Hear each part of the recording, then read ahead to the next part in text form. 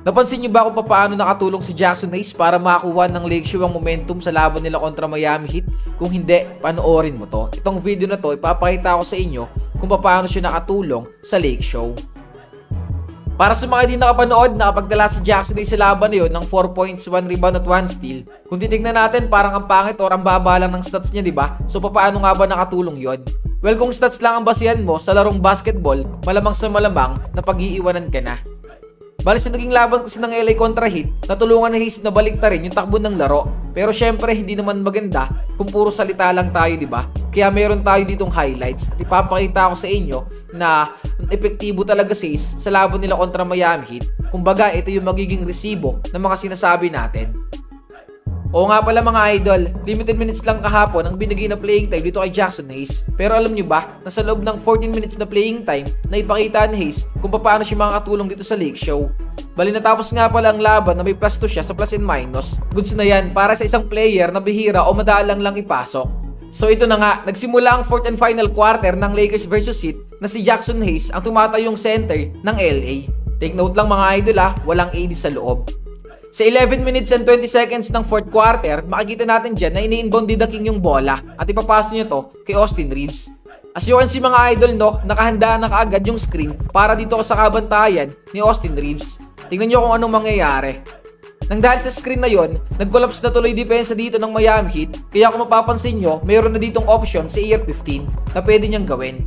Una, pwede niya i-kick out yung bola papunta kay Gabe Vincent na nakapesto sa left corner. Pero pwede rin naman kay Jaxson Hayes na nagro-roll papasok sa loob ng paint.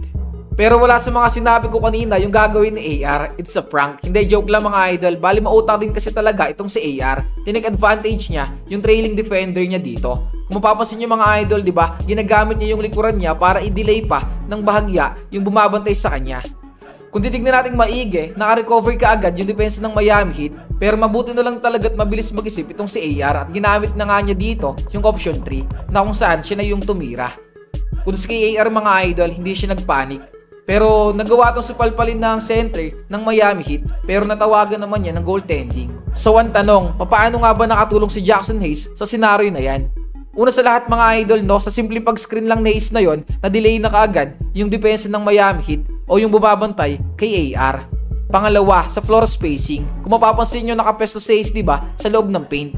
So kung aangat dito yung center ng Miami, malamang sa malamang, may iwan si Jaxson Hayes sa loob ng paint at easy basket na yon para sa kanila. Kahagisan lang ni AR yan ng lob pass, diba, easy 2 points na kaagad. Kaya kung mapapansin nyo, hindi rito nakapag-help defense yung center ng Miami Heat na si Calero Ware.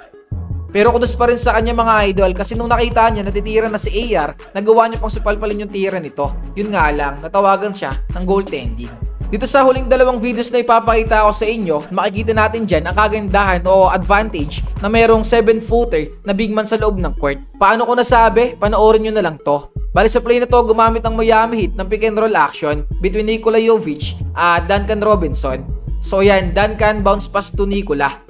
Kung titignan natin maigi mga idol, maluwag na agad yung depensa ng Los Angeles Lakers. Pero mabuti na nga lang talaga at nasa loob ng paint si Jaxson Hayes. Kasi kung wala, si AR lang yung pwedeng sumabay dito kay Jovic. Alam naman nating lahat na mismatch yan. Barbecue chicken lang yan para kay Nikola. Pero guess what? Dahil andyan nga si Jaxson Hayes mga idol na gawa nitong pigilan yung pag-ataka sa loob ng paint ni Nikola. Great defense to para kay Jaxson Hayes.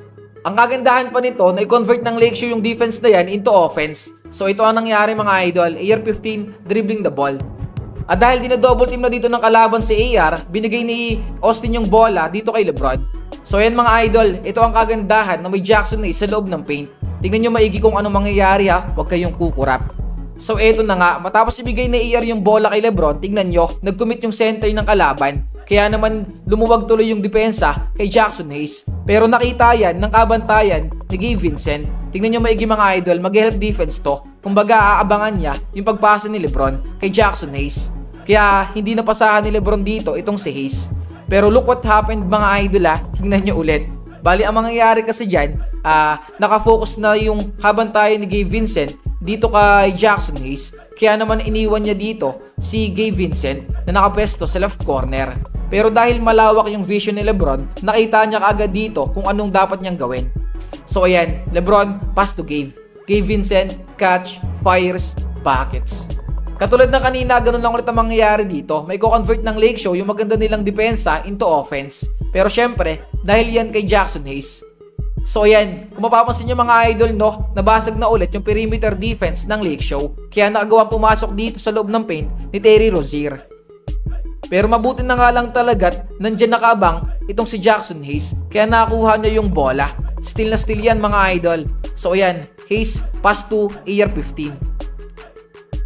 Ang ganda sana ng pagkaka-Eurostep dito ni AR-15, kaso nga lang kung mapapansin nyo, parang hindi talaga siya nakafocus na tumira. Hinanap niya dito mga idol si Jackson Hayes.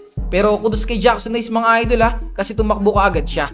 Kaya as a reward, ito, binigyan siya ng bola ni AR-15. Easy 2 points para kay Hayes.